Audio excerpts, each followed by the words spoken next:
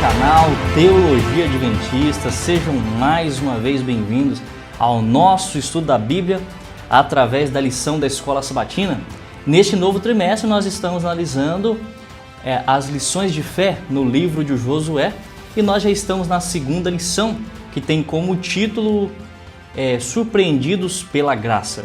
E o tema de hoje é um tema impactante, um tema que vai exigir um maior nível, um maior grau de abstração, um maior nível de pensamento, e nós precisamos aqui dedicar a nossa mente ao Senhor nesses minutos.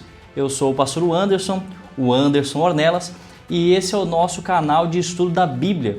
Esse é um canal onde nós estudamos a Bíblia de forma mais profunda, de forma bem estrutural, também de forma sistemática, porque nós queremos ampliar os nossos pensamentos, queremos usar todos os nossos neurônios para a honra e glória do Senhor.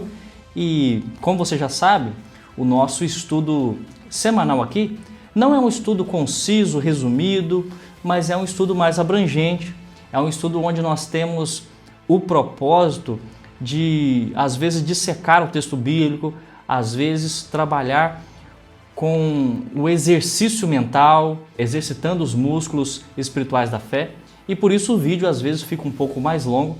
Você sabe que o nosso vídeo aqui tem como objetivo promover maturidade espiritual, crescimento na presença de Deus, tornar você uma pessoa mais qualificada, mais apto, mais habilidoso ou habilidosa para apresentar uma mensagem na igreja, para passar a lição da Escola Sabatina, para fazer o seu comentário na unidade de ação, para conversar de assuntos bíblicos com qualquer pessoa em qualquer lugar. E para isso nós precisamos dedicar-nos, empenhar, cavar mais profundamente, além do que o texto bíblico está dizendo, ou além do que o autor quer apresentar para nós. Então, se você está procurando um canal de estudo da Bíblia, é a sua primeira vez por aqui, seja bem-vindo, seja bem-vinda, nós queremos ter a sua companhia. Nos diga aqui nos comentários de onde você nos assiste, de onde você nos acompanha, se você já é um aluno que nos acompanha há muito tempo, ou se você conheceu a nossa página há pouco tempo. Nós ficaremos felizes de responder aqui o seu comentário,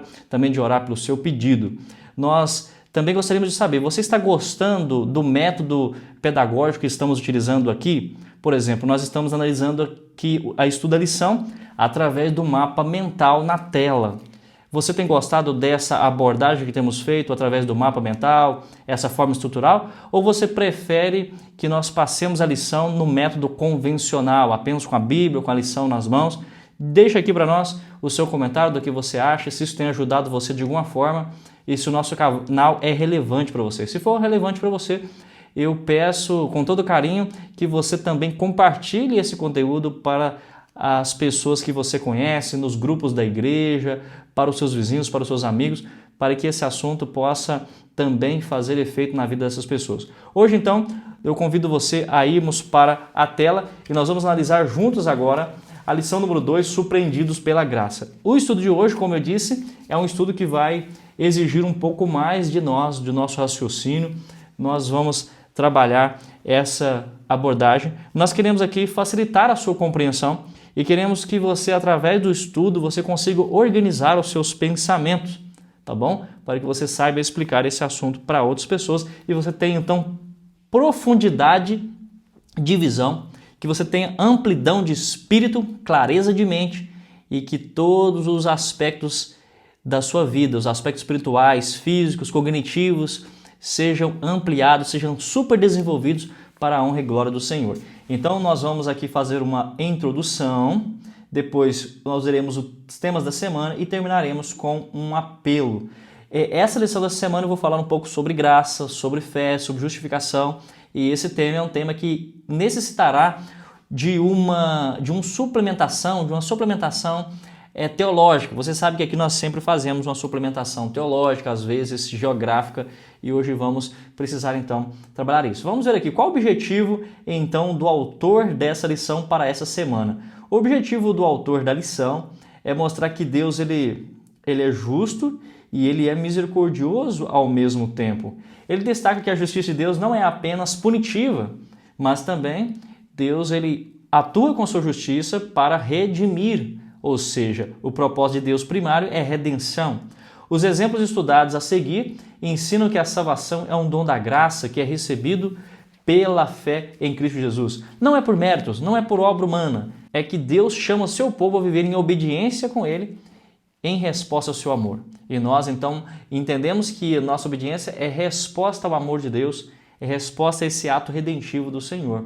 E nós vamos analisar isso. O que precisamos entender é que a lição ela parte do pressuposto da destruição dos habitantes de Canaã. E isso é uma introdução que precisamos fazer aqui. Por exemplo, Gênesis 15, 16 diz assim: na quarta geração tornarão para aqui, porque não se encheu ainda a medida da iniquidade dos amorreus. Nós vemos aqui que Deus aparece para Abraão e ele começa a descrever os propósitos, os planos, o objetivo que ele tem em fazer de Abraão uma grande nação. E nós vemos que ele diz, olha, no futuro, na quarta geração, além do povo ficar escravo, na quarta geração ele vai voltar para essa terra. Agora, vai voltar porque nesse momento eu vou expulsar daqui os amorreus, porque nesse momento a medida dos amorreus não se encheu. E precisamos entender, então, essa linguagem bíblica. Os amorreus aqui são mencionados como representantes de todos os povos de Canaã. Em Canaã tinha os cananeus, tinha os amorreus, os jebuseus, os ferezeus, todos eram chamados de cananitas. Mas os amorreus também é aqui mencionado como representantes de todo o povo de Canaã. Depois, no futuro, na Bíblia, os amorreus vão ser chamados também de povo sírio. Não confundir com assírio. É sim o povo sírio, começa com S. Na Bíblia, amorreus muitas vezes aparece como termo abrangente para os habitantes daquela região de Canaã. Olha só que interessante, Deus estava dizendo a Abraão que os descendentes dele ficariam no Egito por 400 anos antes de voltar à terra prometida. E quando nós vemos o termo medida da iniquidade, isso é a imagem de um copo. Tenta imaginar um copo ou um vaso que vai se enchendo com pecados, né? Enquanto não estivesse cheio, Deus não executaria o seu juízo. Chegaria um momento que não haveria mais o que fazer por esse povo. Esse povo não estaria mais sujeito a mudanças, ou seja, ele não mudaria com as ações de Deus. E é o que nós vemos aqui, ó. As práticas cananéias incluíam idolatria extrema, sacrifícios humanos, até de criança a Moloque, prostituição cultural, violência, bestialismo, que é sexo com animais e coisas horríveis, como nós vemos nesses textos citados aí. Isso mostra a paciência e a justiça de Deus. Ele esperaria até que os cananeus esgotassem as chances de arrependimento para que o julgamento não fosse arbitrário, mas justo. O que significa, em termos mais concretos e plenos, o que nós estamos dizendo aqui? É que Deus daria todas as chances, todas as oportunidades para que o povo amorreu se convertesse, para que logo então eles nunca pudessem dizer, olha, nós não tivéssemos chances, não tivemos oportunidades. Deus daria todas as oportunidades para que eles entendessem a verdade, fossem capazes de decidir. E mesmo tendo todas as oportunidades, eles, com sua capacidade de decisão, decidiram ficar longe de Deus e seguir os seus próprios caminhos. Em termos teológicos, não foi Israel invadindo, mas Deus julgando o povo cananeu, e Israel era o meio, o instrumento de Deus para julgar os cananeus, ou o povo da terra de Canaã. Quando fala com os cananeus, estamos referindo a todos os povos ali mencionados. Então essa é a introdução e nós precisamos entender quais são os personagens que vão ser indicados pela lição dessa semana. Nós veremos que a lição fala de Raabe, fala dos gibeonitas, fala do apóstolo Pedro e das nações de Israel. Então nós veremos os temas da semana e no final o apelo. Vejamos aqui então a parte de domingo. A parte de domingo tem como título Segunda Chance. Esse é um tema muito importante. Vamos ver os textos e as perguntas. Aqui os textos sugeridos é Josué 2, verso 1, que nós temos para começar, e vai falar muito sobre a graça. De Sitim enviou Josué, filho de Num, 2 homens secretamente como espias, dizendo, andai e observai a terra de Jericó. Foram, pois, e entraram na casa de uma mulher prostituta, cujo nome era Raabe, e pousaram ali.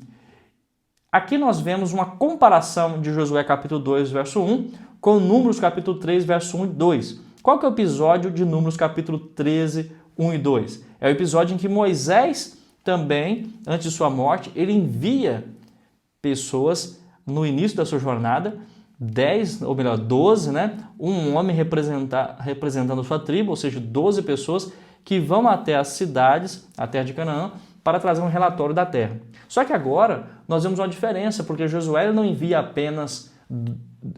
12 pessoas como Moisés, ele envia apenas 2 pessoas. Ou seja, ele relembra aquilo que aconteceu no passado e ele envia 2 homens valorosos, consagrados, em vez de enviar apenas representantes que não fossem tão consagrados.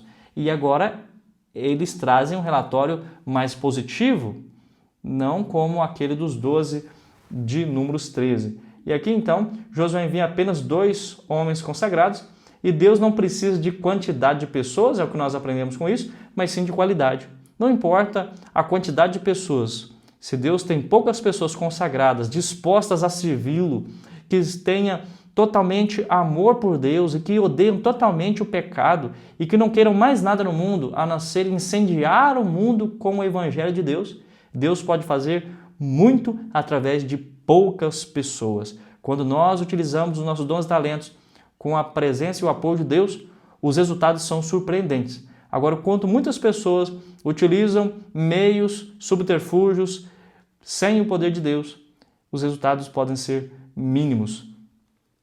Nós vemos aqui então que no Números 13, verso 1, Moisés envia um representante de cada tribo, como eu disse. E aí nós vemos que por que Josué começou a missão de conquistar a terra prometida enviando espias? Isso nós vemos na pergunta número 1.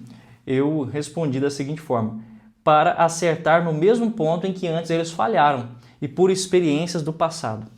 Ou seja, Deus deu a oportunidade para que eles tivessem acesso à terra prometida. Mas infelizmente, por causa da dureza do coração, a falta de confiança em Deus, esse povo falhou. E Deus leva eles agora ao mesmo local onde eles falharam antes, para que agora eles possam demonstrar confiança, fé em Deus, disposição, perseverança, amor ao reino de Deus e a obedecer a Deus. Então, a experiência do passado nos ensina que é sim necessário analisar a necessidade de cooperação com a obra de Deus. Deus está querendo nos dar bênçãos, mas isso também deixa para nós um exemplo, um ensinamento de que há uma parte que nós temos que cumprir também. E Josué, sabendo disso, ele envia 2 que seriam como ele e Caleb, que fossem pessoas assim consagradas, que fossem pessoas otimistas, que fossem pessoas capazes de entrar naquela cidade e trazer o relatório necessário para que eles invadissem, atacassem, não pelos seus méritos, mas pelos méritos de Deus. E aqui na pergunta 2, nós temos um incentivo a ler João 18, o verso 16 até 18, e o assunto aqui é que Pedro nega Jesus. Jesus está sendo julgado naquela noite de quinta para sexta, e ele passa por 7 julgamentos. Pedro e João acompanham Jesus de longe, depois Pedro começa a acompanhar mais de longe, enquanto João consegue se aproximar mais e ver a crucificação mais de perto. Nós vemos que Pedro ele vai negar Jesus 3 vezes. Então, o que é feito aqui? Na lição da Escola Sabatina de domingo tem como título Segunda Chance, e vai falar sobre a segunda chance que Deus dá para o povo de Israel, permitindo que agora novamente eles possam espiar a terra pela segunda vez, e em vez de trazer um relatório pessimista, um relatório que causasse rebeldia no povo, como os 12 espias, esses 2 espias eles têm a oportunidade de serem diferentes, de trazer um relatório positivo e de serem vencedores mediante o relatório que apresentarem para o povo. E nós vemos que Pedro nega a Jesus, mas é-lhe dado uma segunda chance também. Então, quais semelhanças existem entre a segunda chance dada para Israel como nação e a Pedro como indivíduo? Então, ambos foram provados e alvos da graça de Deus, porque Deus deu a sua graça ao povo de Israel e eles conseguiram ir até a terra, os 2 espias, analisaram, voltaram com bom relatório, eles voltaram determinados. Ambos tiveram a segunda chance de fazer diferente.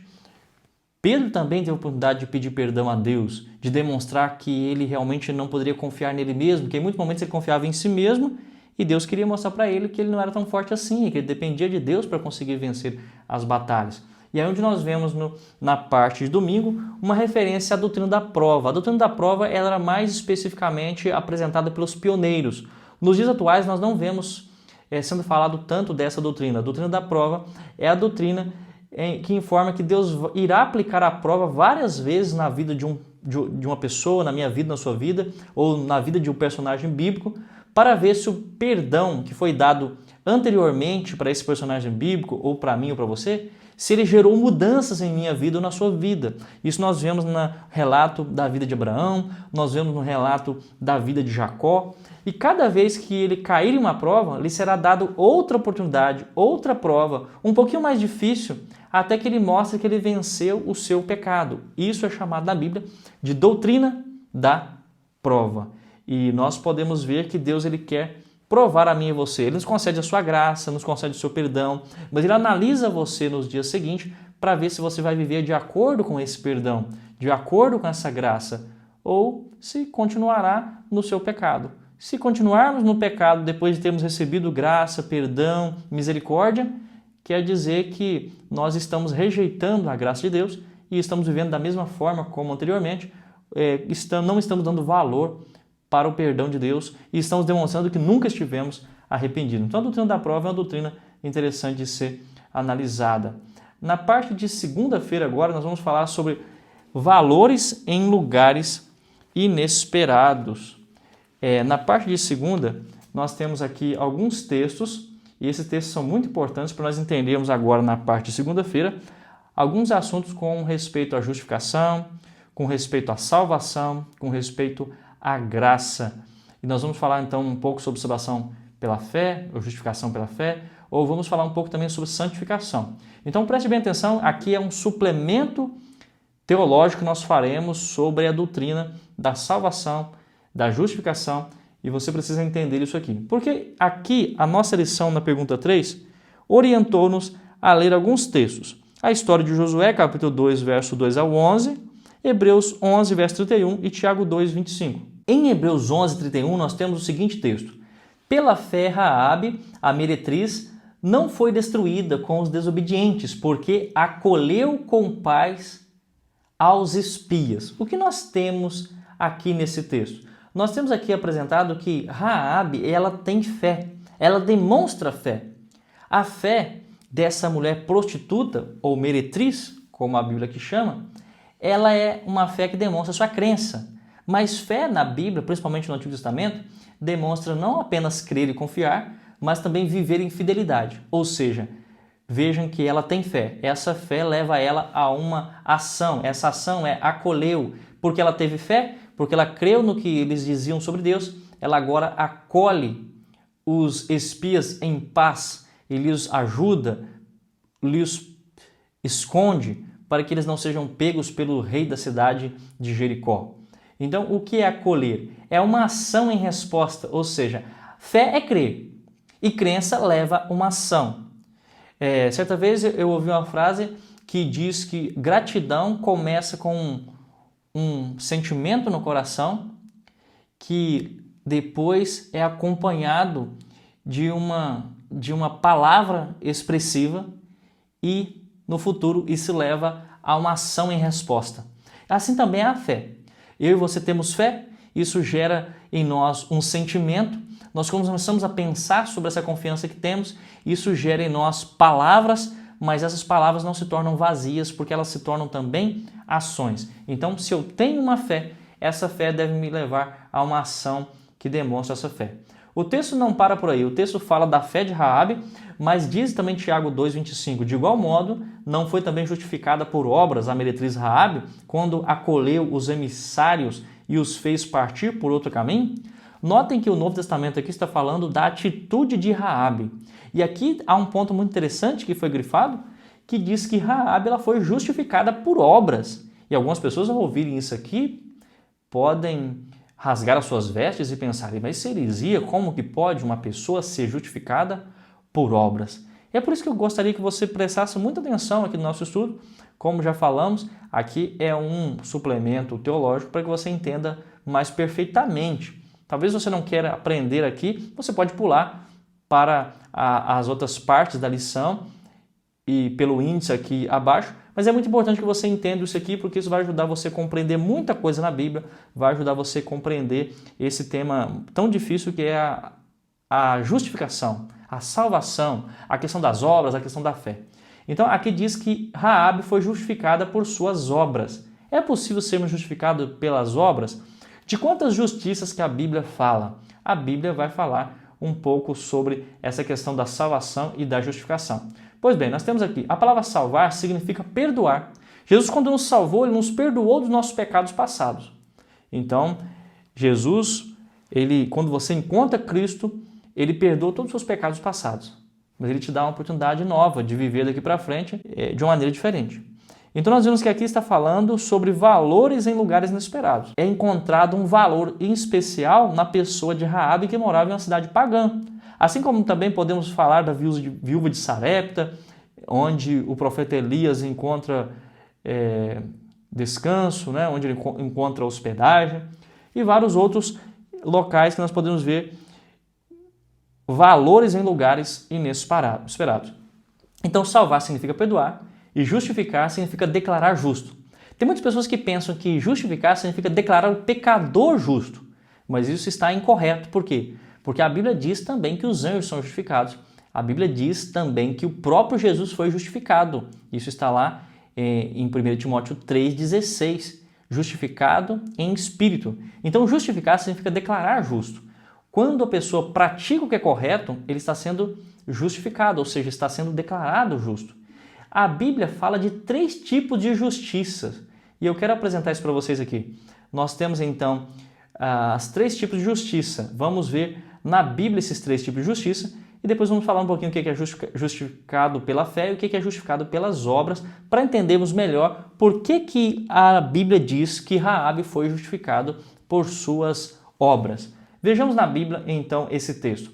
Aqui nós temos Romanos capítulo 10, verso 2 até o 6, né? O 2, o 3 e o 5 e o 6, diz assim: porque lhes dou testemunho de que eles têm zelo por Deus, porém não com entendimento. Eles quem? Os judeus. Paulo está falando aqui dos judeus. Porque lhes dou testemunho de que eles, os judeus, têm zelo por Deus, porém não com entendimento. Porquanto, desconhecendo a justiça de Deus e procurando estabelecer a sua própria, ou seja, a sua própria justiça, não se sujeitaram a que vem de Deus. Então nós vemos aqui que fala de uma justiça própria que não é a justiça de Deus, porque eles desconhecem a justiça de Deus e procuram estabelecer a sua própria justiça. Agora o verso 5 e 6 fala assim: ora, Moisés escreveu que o homem que praticar a justiça decorrente da lei viverá por ela, mas a justiça decorrente da fé, assim diz. Ou seja, aqui nós vemos no verso 5 e 6 que fala de uma justiça da fé e uma justiça da lei. Ou seja, nós temos nesses 4 versos falando de 3 justiças. Que 3 justiças são essas? A justiça da lei, a justiça da fé e a justiça própria. Precisamos entender o que significa cada uma para que possamos então compreender mais profundamente e plenamente o que é justiça na Bíblia e a diferença que justiça faz de salvação, santificação e como tudo isso se correlaciona. Aqui, justiça da lei. Justiça da lei é a justiça produzida pela obediência do próprio indivíduo. É quando um anjo obedece à lei, ele gera justiça. Quando um homem guarda um determinado mandamento por 1 hora, ele pratica a justiça da lei. Nós, seres humanos, não guardamos a lei desde o primeiro momento que nascemos até o último dia que morremos. Mas quando praticamos o que é certo, o que é correto, com pensamentos bons, com palavras adequadas, quando guardamos o sábado, como nos alimentamos de forma correta, quando obedecemos a qualquer um mandamento, não cobiçando o que é do próximo, falando bem das pessoas em vez de mal, nisso nós estamos produzindo justiça, porque justiça, a Bíblia diz que é obediência à lei. Justiça é o contrário de pecado, que é obediência à lei. Então nós temos justiça da lei. É produzida pela obediência do próprio indivíduo. Quando um anjo obedece à lei, ele gera justiça. E lá no céu, os anjos obedecem e eles produzem justiça a partir da sua obediência. Agora, o que é a justiça da fé? É a justiça da lei produzida por Cristo. Ou seja, Cristo obedeceu tudo, mas ele no final recebeu para si a morte eterna. E o que ele merecia, que era a vida eterna, ficou como um crédito e ele comunicou a nós. Daqui a pouco veremos isso. Então, a justiça da lei é produzida por Cristo. É a justiça da obediência de Jesus. Todavia, como Cristo recebe a penalidade do pecado, ele adquire os seus créditos da justiça da lei para poder doar a quem ele quiser, ou seja, ele doa a nós, os seus filhos. Quando a justiça da lei referente à obediência de Cristo nos é transmitida, ela muda de nome. e ela passa agora a ser chamada de justiça da fé. Ou seja, justiça da fé é a justiça da lei decorrente da obediência de Jesus. Quando Jesus obedece, ele tem um crédito, que é a salvação dada para nós. E essa salvação é acessada por nós através da fé. Eu tenho fé que Jesus me salva, eu tenho fé que Jesus me cura. Eu não fiz nada para merecer, mas eu tenho fé que Jesus veio e ele vai me curar, vai me perdoar os pecados passados e vai me dar uma nova chance, uma nova oportunidade. Não é o título da lição de domingo, não foi segunda chance? Então, ou seja, justiça da fé é a justiça da lei decorrente da obediência de Jesus. Daqui a pouco veremos um pouco mais. E justiça própria, pastor? O que é justiça própria? Justiça própria é quando selecionamos na lei de Deus, dizendo quais mandamentos são importantes e voluntariamente ignoramos outros mandamentos. Justiça própria é quando estabelecemos determinados pontos de salvação que nos agradam e simplesmente para aliviar nossa consciência, enquanto menosprezamos conscientemente outras partes da revelação. É uma justiça parcial. Nós praticamos algumas coisas, mas deixamos de praticar outras e achamos que isso nos dará salvação. Então, muito bem, nós vemos aqui que tem 3 tipos de justiça: justiça da lei, justiça da fé e justiça própria. Nós veremos agora quais os elementos bíblicos, ou seja, nós veremos agora quais são os textos bíblicos que comprovam essas justiças. Então, justiça da lei. Quais textos bíblicos que comprovam a justiça da lei? Nós temos aqui Levíticos 18:5, portanto, os meus estatutos e os meus juízos guardareis, cumprindo os quais o homem viverá por eles. Se você cumprir todos os mandamentos, você vai viver pela obediência.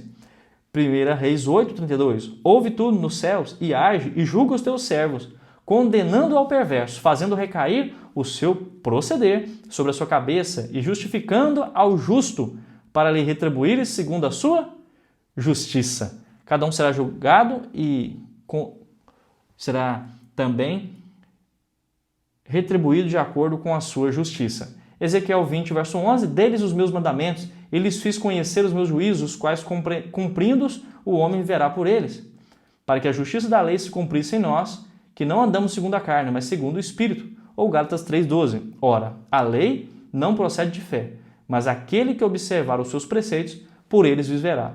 Então nós temos esses textos aqui, que vão dizer que a justiça da lei, sim, ela é bíblica. Nos momentos que nós praticamos o que é correto e verdadeiro e obedecemos, nós praticamos justiça da lei. Só que existe uma conclusão para que você entenda. Nós não conseguimos praticar justiça da lei em todo o tempo.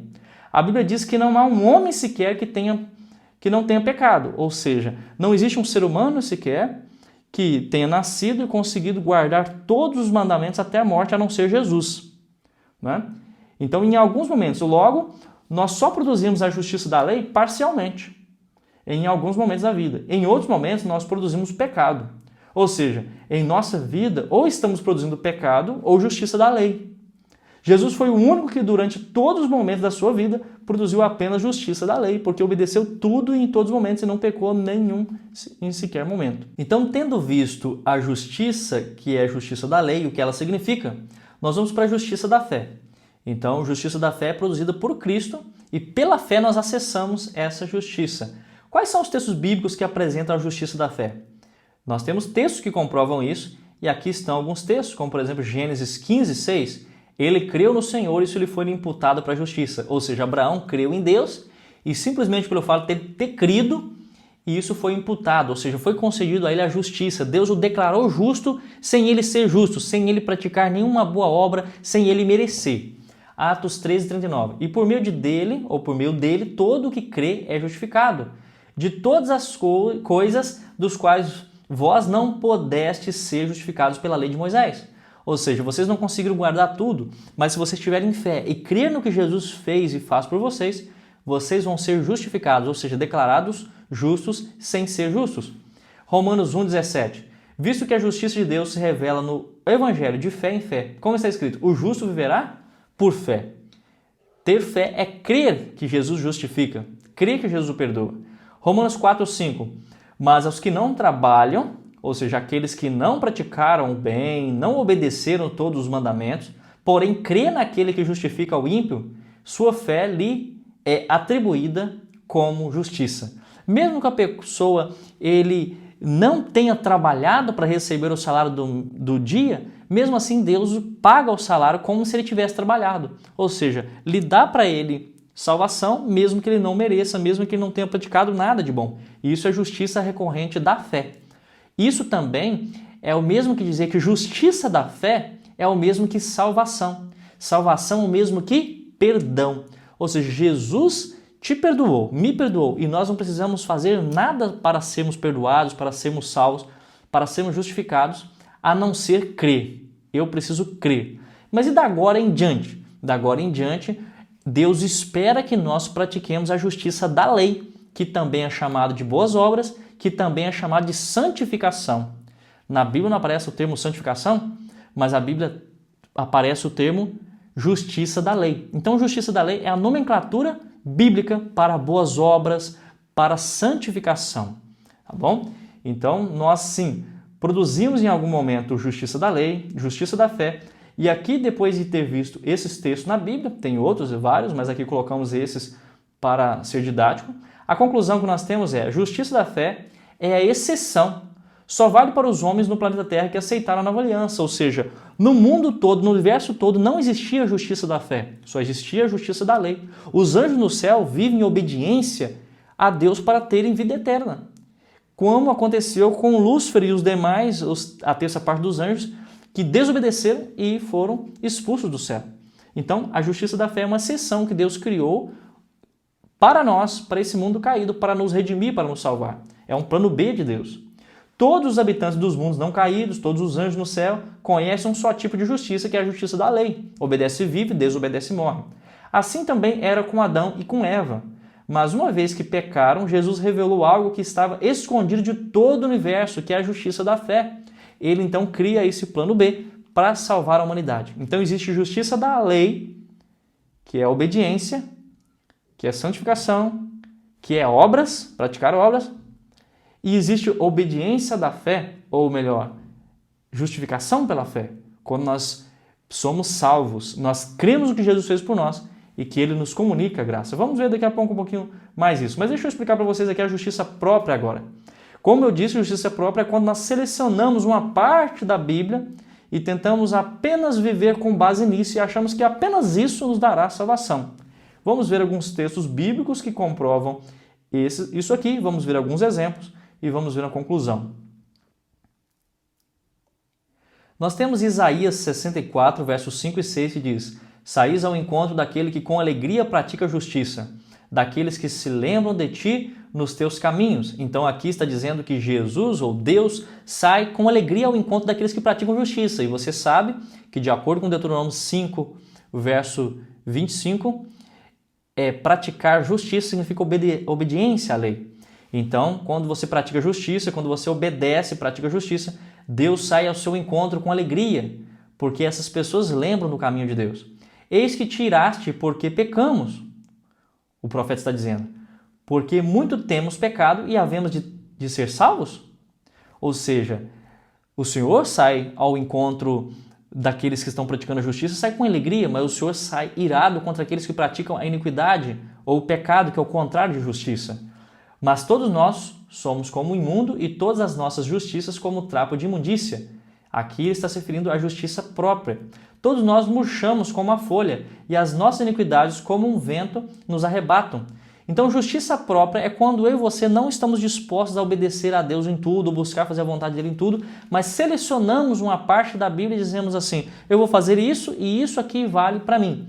Os padrões de Deus são muito elevados, Deus exige muito de mim e eu não vou conseguir atingir os padrões elevados de Deus. Então, eu vou obedecer apenas aquilo que eu selecionei. E eu vou viver com base naquilo que eu selecionei. Então, as outras coisas que Deus pede, eu não vou praticar, eu não vou evoluir, eu não vou crescer, eu não vou me elevar à altura do que Deus pede. Mas eu vou me contentar em fazer o mínimo para Deus. Mateus 23, verso 2 e 3, também nós vemos Jesus falando: na cadeira de Moisés se assentaram os escribas e os fariseus. Fazei e guardai, pois, tudo quanto eles vos disserem, porém não os imiteis nas suas obras, porque dizem e não fazem. Os fariseus não guardavam a lei. Muitas pessoas pensam: aquela pessoa está tentando obedecer todas as leis, ele está querendo praticar as obras, então quer dizer que ele está sendo um fariseu. Não se engane, os fariseus não obedeciam à lei. Eles falavam, mas não praticavam. Eles praticavam a justiça própria. Justiça própria é você viver com base em um padrão que você acha que isso te levará à salvação. Nós podemos ver isso em Romanos 2:3, que nós já lemos. Porque eles dão testemunho de que eles têm zelo por Deus, porém não com entendimento. Porquanto, desconhecendo a justiça de Deus, ou seja, desconhecendo a justiça de Deus, obediência à lei, e procurando estabelecer a sua própria justiça, não se sujeitaram a que vem de Deus. Então nós vemos nesse texto a justiça própria. Vamos ver alguns exemplos. A justiça própria também pode ser hipocrisia. Enquanto pareço justo e obediente, né? Um exemplar marido, um líder de igreja, ao mesmo tempo eu escondo sobre essa capa de santidade os piores pecados. Bato na minha esposa, abuso dos meus filhos, minto, furto, violo conscientemente a lei de Deus, mas aparentemente eu sou um exemplo de cristão. Eu confio no meu comportamento exterior, que me justifica, que não precisa de uma mudança completa. Eu penso que está bom assim e que eu vou para o céu da mesma forma. Isso é justiça própria, quando eu estabeleço padrões. Então, a conclusão. Portanto, toda vez que se ouvir o nome justiça própria, deve-se lembrar de que essa é a justiça falsa, é a justiça própria, é a hipocrisia, a justiça dos fariseus e legalistas. A justiça da lei é um conceito bíblico correto. É o padrão de justiça exigido de todos os seres criados, dos anjos e também dos homens. E pela justiça da fé, Deus nos ajuda a praticar a justiça da lei. Eu preciso voltar aqui nesse texto aqui, de Isaías 64, principalmente o verso 6, porque muitas pessoas às vezes leem esse texto dizendo assim: mas todos nós somos como imundo e todas as nossas justiças como trapo de imundícia. E as pessoas vão dizer: está vendo? Você não precisa praticar os princípios bíblicos. Por que você está aí se esforçando? Por que você está fazendo esforço para fazer a vontade de Deus? O máximo que você fizer ainda é considerado como nada diante de Deus. Quem prega assim não está pregando de acordo com o sentido original do texto. Porque o sentido original do texto, no verso 5, você pode ver no contexto, que Deus ele sai com alegria para quem pratica justiça, para quem é obediente, para quem é fiel. E ele fica irado quando as pessoas praticam o pecado, que é o contrário de justiça. E aqui então ele vai falar que o ser humano que é imundo é aquele que pratica a justiça própria. Isso que é como imundícia aos olhos de Deus. Nossa justiça própria que é como trapos de imundícia diante de Deus. E não a justiça verdadeira e correta de obediência, de boas obras. Essa não, essa Deus se alegra, Deus fica feliz com isso. Então, nós vemos então que foi apresentado aqui exemplos bíblicos do que é justiça da lei, justiça da fé e justiça própria. Tudo isso para que você entendesse o que foi dito aqui em Tiago 2, o verso 25. De igual modo, não foi também justificada por obras a meretriz Raabe, quando acolheu o emissário e o fez partir por outro caminho? Ou seja, primeiramente Raabe creu. A sua crença levou ela a confiar em Deus e levou ela a se entregar a Deus. Mesmo estando num estado ainda de prostituição, ela creu e ela praticou boas obras mediante a sua crença. Então, crer leva à ação. E justificar pelas boas obras é que quando você faz boas obras, você é justificado por Deus. Você é justificado pelas suas boas obras.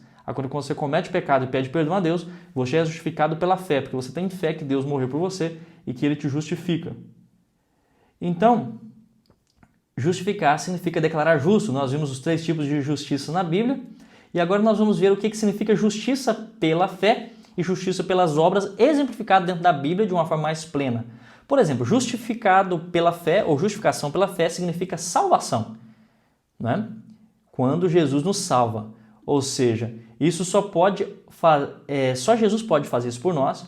Ele nos perdoou o passado e agora nos prova para ver se viveremos de acordo com o perdão que foi recebido, que foi doado.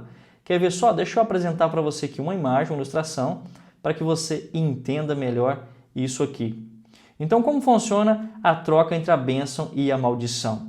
Nós temos aqui o homem, se desobedece, ele está propenso a receber a morte.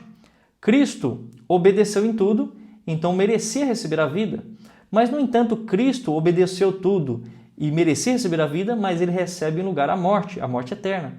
Então, Jesus tem um credo de vida que ele escolhe compartilhar comigo e com você. Então, o homem desobedece, mas ele pode receber vida eterna se ele crê em Jesus. Isso é o que é chamado na Bíblia de justificado pela fé, ou justiça da fé. Quando nós temos esse outro aqui, gráfico ou esquema, você pode ver esse esquema terminológico da Bíblia. A Bíblia fala que justificação é como se fosse o telhado. E as duas colunas que sustentam a justificação é a justiça da fé e a justiça da lei. Nós somos justificados e Deus usa meios para nos justificar. A fé, né? E as obras. Então, justiça da fé é o mesmo que fé e é o mesmo que salvação. E justiça da lei é o mesmo que obras e é o mesmo que santificação. Tá bom? Então, o grande guarda-chuva em cima é justificação, é declarar justo. Deus nos declara justo quando nós temos fé em Jesus e temos comunhão, relacionamento com Ele. E Deus nos declara justo quando nós obedecemos a sua vontade. Então, nós só podemos praticar duas coisas: justiça da lei, quando nós obedecemos, ou pecado, quando desobedecemos. E quando nós pecamos, nós podemos ir até Jesus, confessar esse pecado, nos arrepender dele e, confiante em Cristo, tendo fé em Cristo, Jesus nos comunica a sua graça, nos comunica a sua salvação, ele apaga os nossos pecados porque nós cremos no que ele fez através da justiça da fé. Então, voltando aqui para o nosso mapa mental, de forma estruturada, de forma sistemática, você verá então que os exemplos que nós podemos ver aqui em Romanos 4, verso 3 e 5 diz assim: pois, que diz a Escritura? Abraão creu em Deus e isso lhe foi imputado para a justiça. Antes de Abraão praticar qualquer obra, ele creu. E isso foi lhe imputado. Ou seja, Deus o declarou justo, mesmo antes dele fazer qualquer coisa. Mas ao que não trabalha, porém crê naquele que o justifica o ímpio, a sua fé lhe é atribuída com justiça. Ou seja, ele não trabalha, ele não praticou o que é correto. Ele não conhecia Deus. Você não conhecia Cristo, então você praticou vários pecados. Mas no momento que você encontra Cristo, os seus pecados, você confessa eles a Deus e Deus apaga eles do passado. Então, a justificação pela fé é o mesmo que salvação, é o mesmo que Deus dá de graça para você a salvação sem você ter feito nada até esse momento. Mas agora que Ele comunica a você conhecimento e comunica a você graça, essa graça te perdoa, mas também te habilita, te qualifica, te dá habilidades para que você daqui para frente obedeça os seus mandamentos. Algo que Jesus faz pelo passado. Não leva em conta o que aconteceu antes de você conhecer a mensagem. E Abraão creu nisso, que mesmo sendo ele indigno, Deus o perdoaria, lhe daria uma nova chance. E nós temos um texto bíblico que comprova isso, em Romanos 4, 7. Bem-aventurados aqueles cujas iniquidades são perdoadas e cujos pecados são cobertos. Isso é justificação pela fé, isso é o mesmo que salvação, isso é o mesmo que fé em Cristo. Então, nós temos aqui agora que, além de olhar para a justificação pela fé, olhar o que é ser justificado pelas obras. Temos também o termo justificar pelas obras, ou seja, justificação pelas obras, significa santificação, que é o mesmo que praticar boas obras. Tiago 2,24 diz assim: verificais que uma pessoa é justificada por obras e não por fé somente.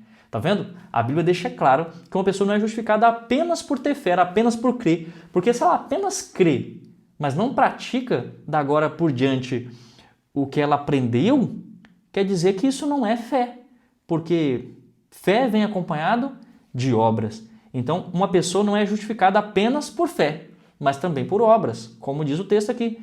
Romanos 2,13 vai dizer a mesma coisa em outras palavras. Olha só. Porque os simples ouvidores da lei não são justos diante de Deus, mas os que praticam a lei hão de ser justificados. Então, justificados pela obediência à lei. Porque no momento que praticamos obediência, nós estamos sendo justificados. Vamos ver um exemplo. Abraão foi justificado por obras. Olha só esse texto. Não foi por obras que Abraão, o nosso pai, foi justificado quando ofereceu sobre o altar o próprio filho, Isaque? Então aqui, Tiago está falando do mesmo assunto, a justificação, e ele está abordando que nós também somos justificados como praticando obras.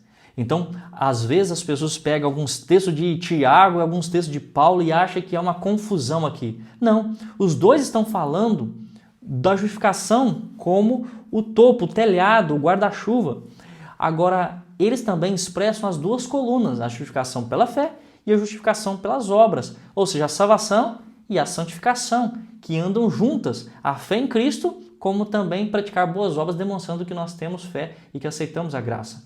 Raabe também ela foi justificada por obras, e nós estamos fazendo todo esse suplemento teológico aqui para que você entenda a atitude de Raabe. Ela foi justificada por obras, Tiago 2,25. De igual modo, não foi também justificada por obras a meretriz Raabe, quando acolheu os emissários e o fez partir por outro caminho? Se ela dissesse assim, eu creio em vocês, eu creio no Deus de vocês, mas não preciso me contar comigo para nada, ela seria salva? Não seria. As suas ações demonstram que tipo de crença que ela tinha, que tipo de pessoa que ela era.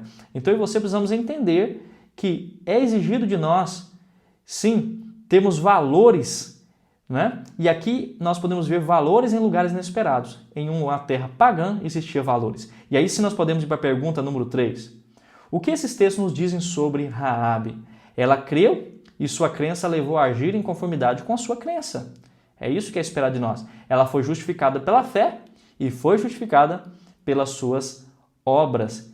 Ah, pastor, mas a lição falou sobre a mentira dela. Como que ela foi justificada pelas suas obras se ela falou uma mentira para guardar aqueles homens? Porque lembre, Josué envia 2 espias para espiar a terra. Eles chegam e vão diretamente à casa de uma prostituta, né? E ali na casa daquela prostituta, eles afirmam de onde estão vindo, quem eles são, qual o propósito de Deus para aquela cidade, destruir aquela cidade, tomar aquela cidade, dar aquela cidade como herança para o povo de Deus, como Deus tinha feito a promessa.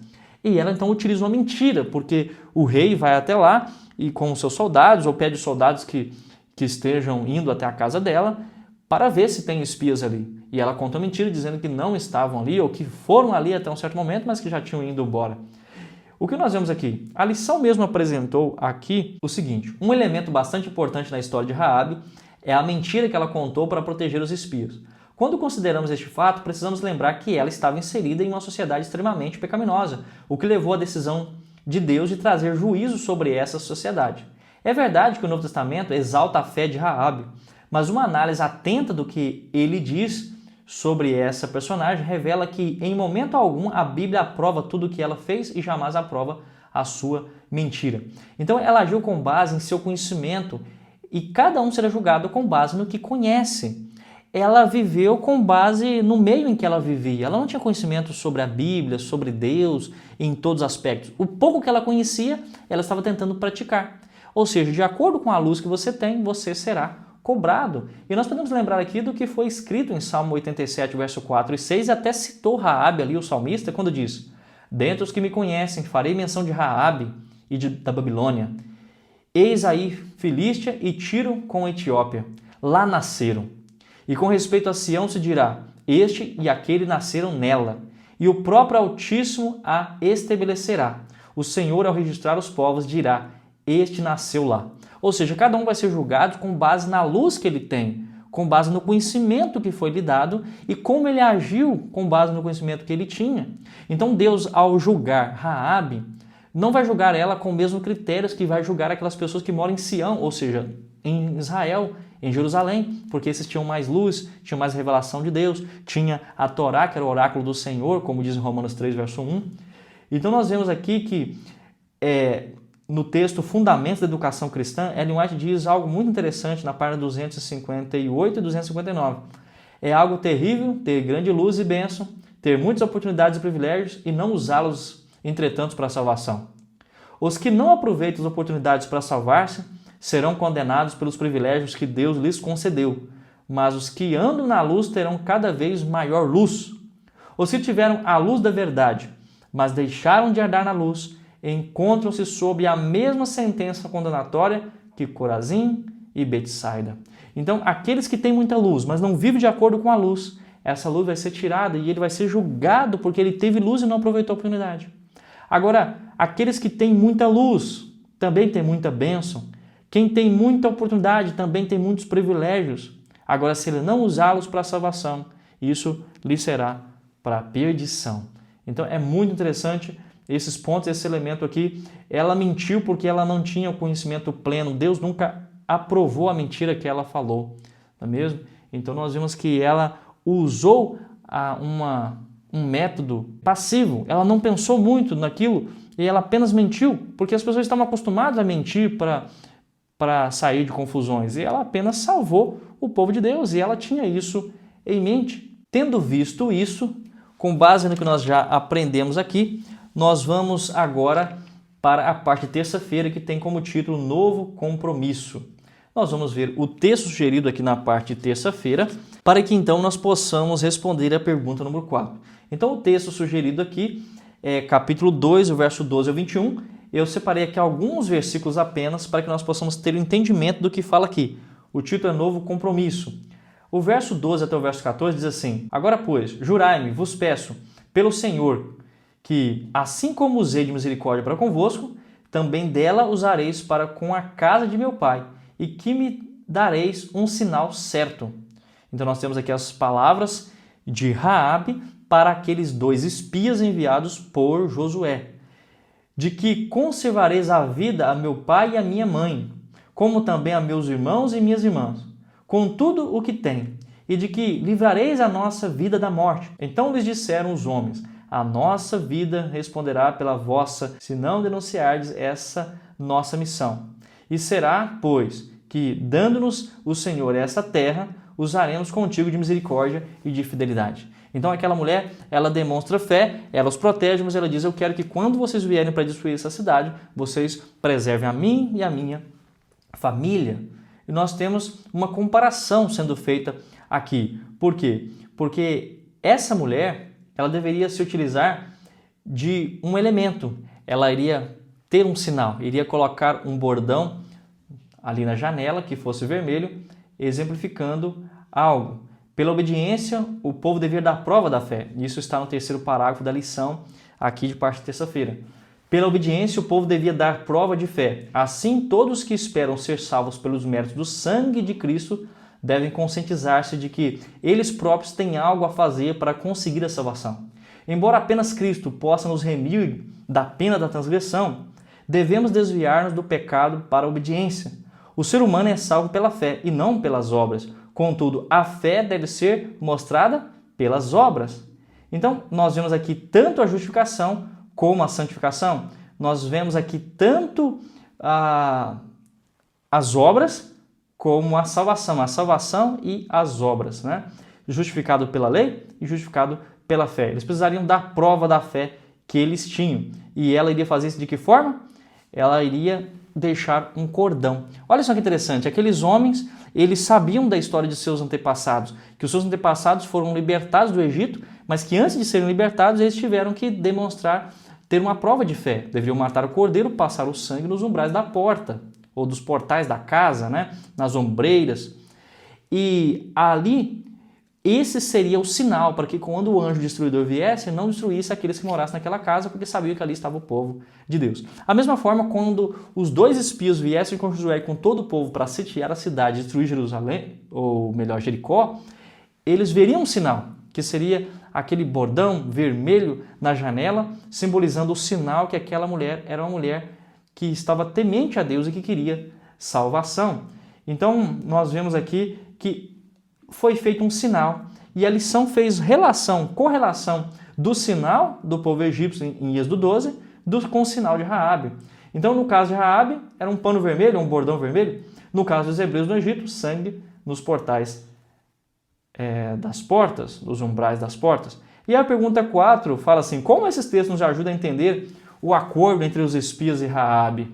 Os espias partem do conhecimento da história de seus pais para estabelecer um acordo. Nossos pais foram salvos pelo sinal e você será salvo pelo sinal. E nós vemos o parágrafo 6 aqui da lição que diz assim: assim como Deus poupou a vida dos israelitas durante a última praga no Egito, eles deveriam salvar Raabe e a sua família quando a destruição chegasse a Jericó. Então, era esse novo compromisso que eles tinham, um compromisso entre o povo de Israel e uma mulher que era prostituta. E Deus salva ela em meio à prostituição. Deus, ele trabalha nas pessoas assim como elas estão. E depois que ele concede sua graça, sua verdade, ele exige que essas pessoas demonstrem mudança em sua vida porque elas receberam esse perdão. Agora vamos analisar a parte de quarta-feira que tem como título Valores Conflitantes. Vamos analisar Josué capítulo 9 e vamos ver aqui essa questão dos valores conflitantes. O texto aqui é Josué 9, nós vamos ver do verso 3 até o 6 que diz assim: Os moradores de Gibeão, porém, ouvindo que o Josué fizera com Jericó e com Ai, usaram de estratagema e foram e se fingiram embaixadores e levaram sacos velhos sobre os seus jumentos e odres de vinho, velhos, rotos e consertados. E nos pés sandálias velhas e remendadas e roupas velhas sobre si. E todo o pão que traziam para o caminho era seco e bolorento. Foram ter com Josué ao arraial, a Gilgal, e lhe disseram: a ele e aos homens de Israel: chegamos de uma terra distante, fazei, pois, agora aliança conosco. Então, no verso 14, os israelitas tomaram da provisão e não pediram conselho ao Senhor. Josué concedeu-lhes paz e fez com eles aliança de lhes conservar a vida, e os príncipes da congregação lhe prestaram juramento. O que nós temos aqui? Olha só que interessante. Os gibeonitas eram pagãos, e Raabe também era pagão. Raabe ouviu falar do que os hebreus fizeram, guiados e protegidos por Deus, ou que o Deus dos hebreus fizeram. Os gibeonitas também ouviram falar do que o Deus dos hebreus fizeram através dos hebreus.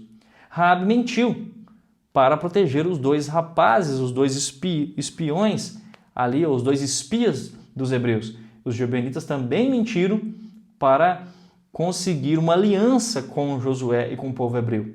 Raabe se rende totalmente a Deus e os gibeonitas usam de subterfúgios. Aqui nós analisamos que há um perigo constante de sermos guiados pelas aparências. Você e eu não podemos fazer exceção de pessoas, não podemos julgar as pessoas pelas suas aparências. Nunca julgue alguém pela sua aparência, ou pela sua função, ou pelo seu trabalho. Cada trabalho é digno, cada pessoa ela é preciosa aos olhos de Deus. Se eu estou falando aqui para alguém que tem um trabalho, que se sente menos importante na sociedade, porque o seu trabalho é um trabalho visto como de pequena importância, não pense assim. Aos olhos de Deus, todo trabalho tem grande importância. Ellen White diz que o trabalho de uma mãe que cria os filhos, que cuida da casa, que prepara o bom alimento, que faz o culto com a família, que passa a roupa, que lava a roupa, que sempre está cuidadosa para que a casa seja um ambiente limpo para que os anjos de Deus possam ali permanecer, que conduz as crianças para a educação. O trabalho dessa mãe é tão importante como o trabalho de um ministro, de um governador, de um presidente do país, do que um empresário numa empresa. O trabalho dessa mãe é de muita importância. O trabalho braçal, o trabalho dos agricultores, o trabalho serviçal, o trabalho que muitas vezes é considerado de menor importância, é de muita importância aos olhos de Deus e você é importante para Deus.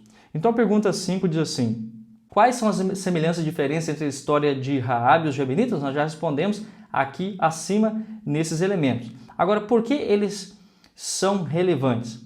Raabe usa a mentira de forma passiva para salvar. Ela não pensou muito no que ela estava dizendo, ela apenas era o fruto do meio em que ela vivia e com o pouco que ela conhecia, ela se utiliza agora da mentira para salvar. Agora os gibeonitas usaram a mentira de forma ativa para enganar. A relevância dessas histórias está em mostrar que Deus pode usar ações humanas imperfeitas para cumprir os seus propósitos, né? Revelando também o valor da fé genuína, como no caso de Raabe, e as consequências das decisões tomadas com engano, como os gibeonitas, refletindo a complexidade da interação entre a providência divina e a liberdade humana. Tendo visto isso, nós vamos agora para a parte de quinta-feira, graça surpreendente. Nós temos aqui na parte de quinta-feira o texto de Josué capítulo 9, verso 21 a 27. Nós vamos ler o verso 21, 22 e 23, onde diz assim: disseram-lhe, pois, os príncipes: vivam, e se tornaram rachadores de lenha e tiradores de água para toda a congregação, como os príncipes lhe havia dito. Chamou Josué e lhes disse-lhes: por que nos enganaste, dizendo: habitamos muito longe de vós, sendo que vivias em nosso meio? Agora, pois, sois malditos, e dentre vós nunca deixará de haver escravos, rachadores de lenha e tiradores de água para a casa de meu Deus. Então os gibeonitas, eles moravam bem perto dos israelitas, mas eles ficaram sabendo do que os israelitas, ou o povo hebreu, né? É melhor chamá-los aqui de povo hebreu, eles sabiam das vitórias que Deus tinha dado ao povo hebreu. E eles ficaram com medo, e eles então vestem com roupas velhas, bolsas velhas, odres velhos, e vão até o povo dos hebreus e diz que eles vieram de muito longe, que estão viajando tem muitas semanas, muitos meses, e pede ali um acordo de paz com Josué. E Josué vai dizer, olha, porque vocês mentiram, nos fez jurar naquele momento que não os destruiríamos, então agora vocês poderiam ser destruídos, nós poderíamos matar vocês, mas nós fizemos juramentos para vocês e nós vamos demonstrar graça, vamos demonstrar misericórdia para com vocês e não iremos destruí-los. E ele diz no verso 23, agora, pois, sois malditos, e dentre vós nunca deixará de haver escravos, rachadores de lenha e tiradores de água para a casa de meu Deus. E naquele dia Josué os fez rachadores de lenha e tiradores de água para a congregação, para o altar do Senhor, até o dia de hoje, no lugar que Deus escolheu. Então nós vemos a misericórdia e a graça de Deus. E um outro ponto interessante é que esse voto ele permanece em vigor nas próximas gerações. Nós vemos que a lição no parágrafo 4, a história posterior de Gibeão revela os altos privilégios religiosos de que a cidade desfrutava, bem como a sua lealdade ao povo de Deus. O voto feito por Israel permaneceu em vigor por muitas gerações, de modo que quando os israelitas retornaram no cativeiro babilônico, os gibeonitas estavam entre aqueles que ajudaram a reconstruir a Jerusalém. E quando você vai em Neemias 7, versículo 25, ali diz que existiam 95 filhos de Gibeão, ou seja, descendentes de Gibeão, ou descendentes gibeonitas, que ajudaram na reconstrução de Jerusalém. As suas ações teriam consequências eternamente positivas, mas somente por causa da graça de Cristo. Então é apresentado aqui a graça surpreendente de Deus. Por quê? Porque Jesus ao mesmo tempo, ou Deus ao mesmo tempo, através de Josué, ele perdoa a eles, né? Ele disciplina a eles, porque agora seriam rachadores de lenha, mas também ele lhes demonstra graça, não os destruindo. É isso que nós veremos aqui na parte da pergunta 6. Como a solução de Josué combinou justiça com graça? Então vemos justiça no castigo pelo engano, se tornaram rachadores de lenha, buscadores de água e escravos, né? E graça que Josué não os destruiu. Muito bem, tendo visto isso aqui, nós podemos ir para a parte final e eu quero fazer aqui um apelo para você. Você tem vivido de acordo com os padrões de Deus ou tem estabelecido os seus próprios padrões? Você é aquele tipo de pessoa que pensa assim, olha, eu já entrego o dízimo, eu já vou à igreja, eu já tenho a minha lição da escola sabatina, já estudo, então por isso eu não preciso fazer mais nada, porque eu já estabeleci esses padrões aqui e se eu viver de acordo com eles, eu serei salvo. Você tem vivido de acordo com os padrões de Deus? Ou você tem estabelecido os seus próprios padrões para ter a salvação? Você tem vivido de acordo com toda a luz que você tem recebido? Ou você tem escolhido apenas fazer o mínimo diante de Deus? Você diz assim, olha, eu já vou à igreja no sábado, para que ir na igreja na quarta-feira ou no domingo? Olha, eu já estudo a minha lição da escola sabatina, para que estudar o Espírito de Profecia? Ou você tem talvez pensado assim, olha, eu já participo do culto na quarta, no sábado, no domingo, na igreja, para que eu vou fazer o culto familiar? Para que eu vou fazer o meu devocional? E isso é chamado na Bíblia de justiça própria. Será que você tem se agarrado à salvação oportuna, como Raabe? Ou não? Você tem aproveitado as oportunidades que Deus tem te dado? Tem lido todos os livros que está à sua disposição? Você tem estudado a Bíblia no tempo que você tem livre? Ou você tem dedicado esse tempo a filmes, séries, a tempo fútil que é perdido na internet, no Facebook, feeds no Instagram, shorts no YouTube? Você está vivendo de aparências como os gibeonitas e enganando a si mesmo ou enganando as outras pessoas com as suas atitudes? Será que estamos aproveitando a segunda chance que está sendo nos dada pelo céu? Ou estamos vivendo de acordo com o nosso próprio querer, achando que no final, mesmo assim, nós seremos salvos? Lembre-se, a quem muito lhe foi dado, muito também lhe será exigido. Você tem entendimento do que nós estudamos aqui, do que significa justiça, e você gostaria de, a partir de hoje, crer em Jesus mais e mais e ter a fé dele e ser justificado pela fé no que Cristo fez por você, e ao seu desejo também praticar justiça nas obras, sendo fiel aos mandamentos, sendo fiel aos ensinos bíblicos, a justiça da fé e da lei, ou você tem apenas praticado justiça própria? Eu gostaria de desafiar você, de estimular você para que você busque com toda dedicação fazer a vontade de Deus. Que você busque com toda dedicação amar mais o Senhor do que você ama qualquer outra coisa. E nós aqui queremos incentivar a você para que você possa viver de fato e de verdade, e não apenas de aparência, fazer o seu melhor, não porque você possa fazer algo pelas suas próprias forças, mas mediante um relacionamento, uma comunhão de amor e de amizade com o Senhor Jesus. Ele te ajudará em todas as circunstâncias, Ele te dará força e o habilitará para que você pratique os ensinos do Senhor. Seja como Raabe, aproveite a oportunidade, a segunda chance que Deus está dando para você, assim como Ele deu uma segunda chance para Pedro. Mesmo que você tenha cometido vários pecados no passado, Deus dá a você, nesse momento, uma nova oportunidade para que você seja perdoado, restaurado e viva em novidade de vida. Que Deus abençoe você e nós nos encontramos na lição da semana que vem. Até lá!